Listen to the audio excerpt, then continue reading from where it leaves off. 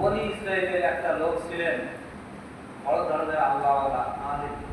তো এই ব্যক্তি দোয়া করলে কবুল হয়ে যায়, দোয়া করলে কবুল হয়ে যায়, আল্লাহ কোনো দোয়া ফেরত দেন।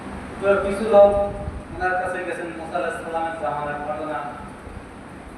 ওই সময় ওই ব্যক্তি ছিলেন, ওই আলেম ছিলেন বনি ইসরায়েলের।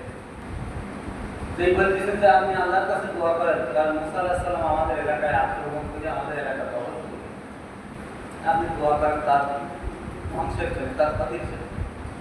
তিনি আল্লাহর কাছে প্রার্থনা করলেন, হে আল্লাহ, এই এলাকার লোক তো মুসা আলাইহিস সালামের বিরুদ্ধে তোমার কাছে দোয়া করতে বলে, কারণ তারা জানে আমি দোয়া করলে তুমি কবুল করো, এখন কি করো? আল্লাহ বলল, না, মুসা আলাইহিস সালাম কোনো সাধারণ মানুষ না, উনি হলো আমার নবী, অতএব তার বিরুদ্ধে তুমি দোয়া করো না, বললে তোমার নিজেই। এই লোকটারে বুঝাই শুনাই কোনো লাইন করতে পারল না, চলে গেল তার স্ত্রীর কাছে। এরকম হয় কিনা? বড় সাহেবের লাইন বের করতে না পারে কি হয়, তার বাসায় নিয়ে যায়, ব্যাগ ভর্তি বাজার থেকে বড় মাছ, দেশি মুরগি, দেশি মদক নিয়ে যায় কিনা? কারণ কি? ওই কৌশলে রাজি করা গেছেন। ওনার স্ত্রী ছিলেন খুব সুন্দর। প্রথমে এই স্ত্রী আর সুন্দর ছিলেন না, কুৎসিত ছিলেন। এখন স্বামীজি বলতেছে যে আপনি দোয়া করলে একটু কবুল হয়ে যায়, তা আমার জন্য একটু দোয়া করেন যেন আমি সুন্দর হয়ে যাই।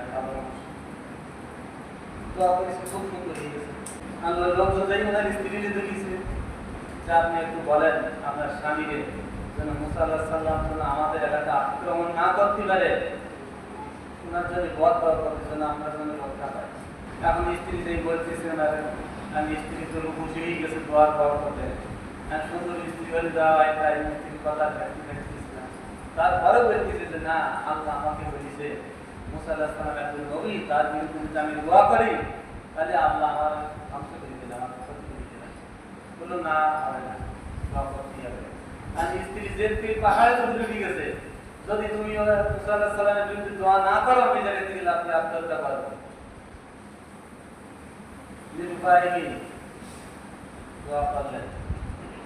দোয়া করার সঙ্গে সঙ্গে আল্লাহ রাব্বুল আলামিন বনি ইসরাইলের সেই আল্লাহর বান্দাকে, সেই আলেমকে আল্লাহর জিহ্বা কুকুরের মতো বের করে দিলেন।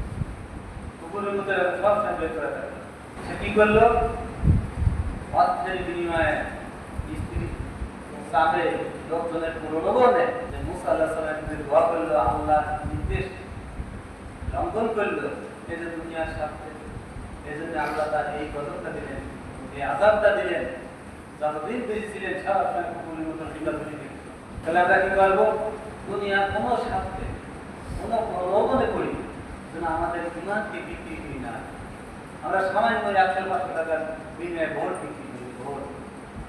আমাদের ভীষণ সুযোগ হয়েছে, তাই আমি 500 টাকা ইনকাম করে নিতে চাই। আমার যদি কলমে প্রচার নেই, যদি লাখ লাখ টাকা ইনকাম করার সুযোগ থাকতো, আমি কি ছাড়তাম? আমরা তো অফিসারকে রয়েছি, অফিসার ঘুষ খাই, আমি খাই নিয়ে। এই রাস্তায় যারা বিভিন্ন প্রকল্পে যারা কাজ করে, কাজের বিনিময়ে খাদ্য কর্মসূচি ফাঁকি দেওয়ার জন্য চেষ্টা করে। কারণ কি? ওর সুযোগ হয়েছে ফাঁকি দেওয়ার, তাই সে ফাঁকি দেয়। এর জন্য জবাবদিহি করা লাগবে। অফিসারেরা তাদের যোগ্যতা আছে, লাখ লাখ টাকা মেরি কাজ, তারা তাদের হিসাব দেবে। কিন্তু আমি এই যে সুযোগ পাইছি, আমি যদি এত সৎ হয়ে থাকি, তাহলে কেন আমার দায়িত্ব আমি যথাযথভাবে পালন করলাম না? আমাদের ইমানকে ঠিক করতে হবে, দায়িত্বকে যথাযথভাবে বুঝে নিয়ে পালন করতে হবে। আল্লাহ